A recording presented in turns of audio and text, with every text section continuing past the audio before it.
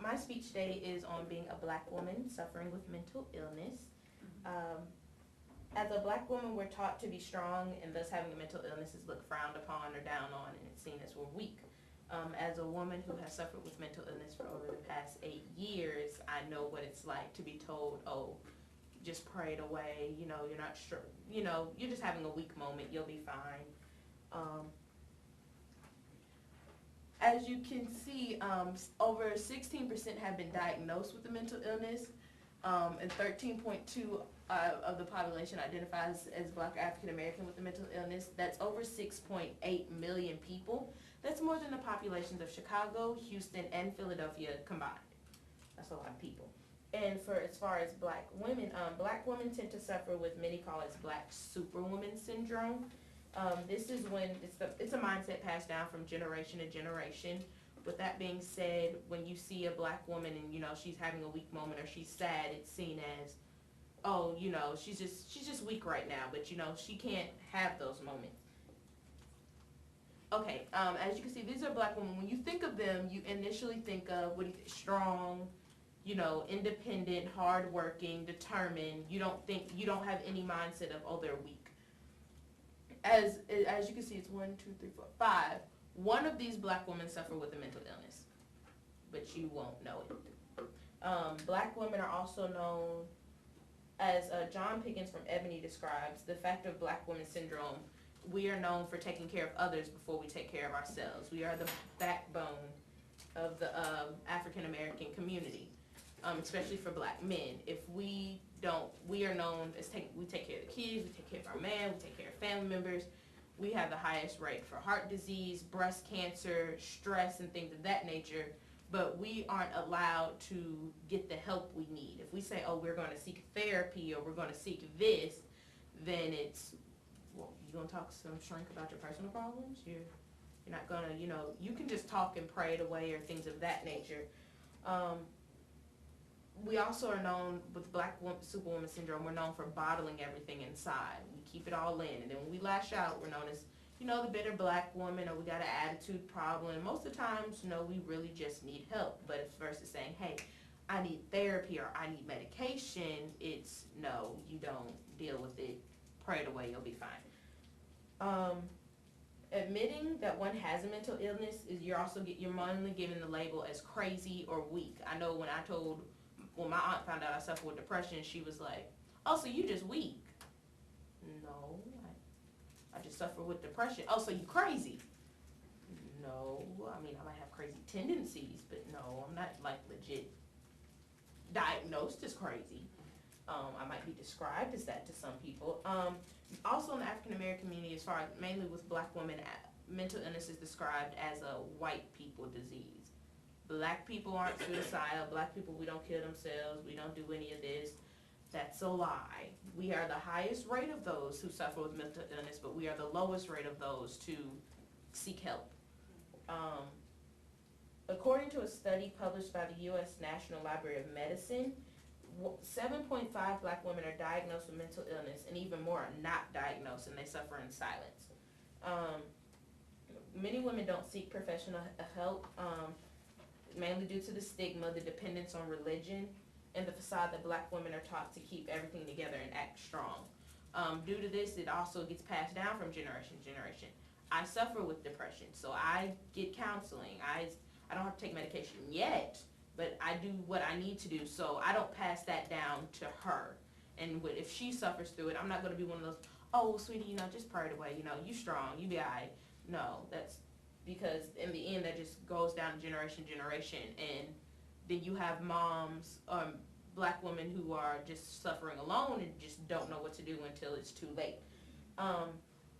Women usually describe it as being mentally tired and physically tired. Mental illness does take effect on your body physically. Like, people be like, oh, Remy, are you okay? I'm just drained. It's not motherhood that's draining me. My depression is kicking my behind right now. That's all. The ways of coping with mental illness, they're taught, to turn to religion and pray. And most women, due to most black women being the ones that live in low income, poverty, they don't have access to the resources. And a lot of black women that do that do seek help, they're kind of turned away because the mental illness, I guess, profession is full of white people, so you don't really get those. It's very hard to find a black therapist, especially a black woman therapist, who understands where you're coming from with not only are you black, but you suffer with the mental illness as well, and I'm certified to help you. It's also a racial thing. I know for me, I had a white therapist for the longest, and she kind of just took what I said and just pushed it aside. And that's what happens a lot of times. So a lot of black women feel, if you're just going to push my problems aside, I'm not going to come to you. And it doesn't matter. Self-care is a must. We have to realize that we aren't just going to take care of ourselves. We're not just going to take care of others. We have to take care of ourselves as well. Whether that be, you go read for a couple minutes, or, you go take a walk, or things of that nature. Learning to tell people no. Oh, can you do this? No. I'm so quick to tell. No. No. I need my sanity, because I know if I take on too much, I'm likely to overwhelm myself and explode. It's also finding out your triggers. If you don't know what your triggers are, then you don't really know what's going on. I know for me, one of my triggers is when I get really overwhelmed and stressed out. I'm a stressor. I'll stress before there's anything to stress about, and then stress about what I don't even know I'm supposed to stress about. If you don't know, if I get really overwhelmed and I don't take the time to cope and calm down, things of that nature, then I'll start having my real bad suicidal thoughts, and I'll have to sit there and I'll be like, okay, Remy, don't do this. Okay, Remy, calm down. Things of that nature. I know for me, ways I cope, I'll write in my journal. I talk to my daughter, sing to her. I'll look at pictures of my two kids, and that helps me come back to, okay, Remy, you can do this. You're okay.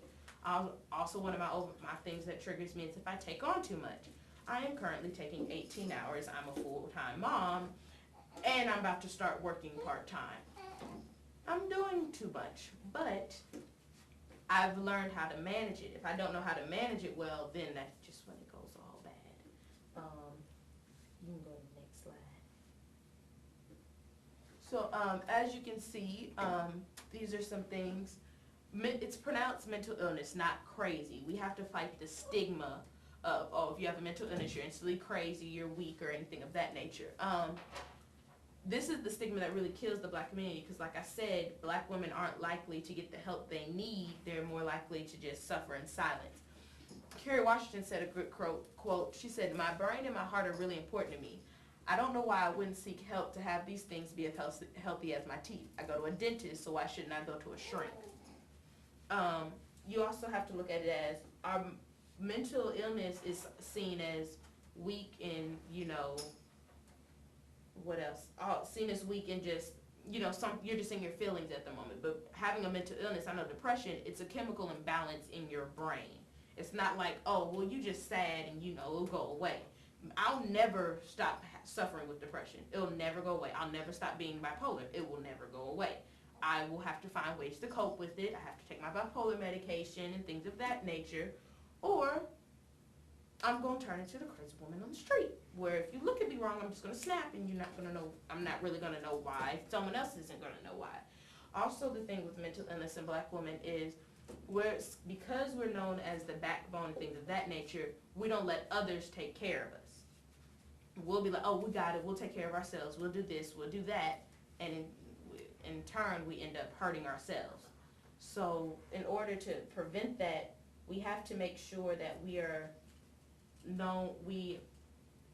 have others, let others know, hey, I need help, and not be afraid to be seen as possibly weak or things of that nature. And those that consider us weak, we can just, you don't have to deal with them. If your mother thinks you're weak, I know for me, when my mother, I've suffered with that depression for 8 years, my mom didn't find out till I was pregnant. Oh, you have depression. Oh, okay then. Why would you want to, I remember her telling me, why would you want to do something so stupid? It's not necessarily stupid or selfish. I don't really know how to describe it. I know my boyfriend didn't know what to do. I came home one day, he had a bunch of books from the library. Okay, I'm reading up on depression. I don't know how this works. And you have to be not afraid to let others know, I need help. It's not I'm having a weak moment. It's not that I'm weak. It's I want to get better, so help me help myself. Also, it's I'm depressed while black. That my sister Michelle committed suicide when I was in my early 20s, and I felt blindsided by her death because I've been brought into the myth that black people do not kill themselves. We are often told that we don't kill ourselves. We don't, we don't suffer with this. It's a white people disease, or it's a white man disease to bring us down. No, depression has been going on since the beginning of time, and it was very strong during the slavery days. But, we had that mindset, we had to be strong, and we just went on from there. So in conclusion,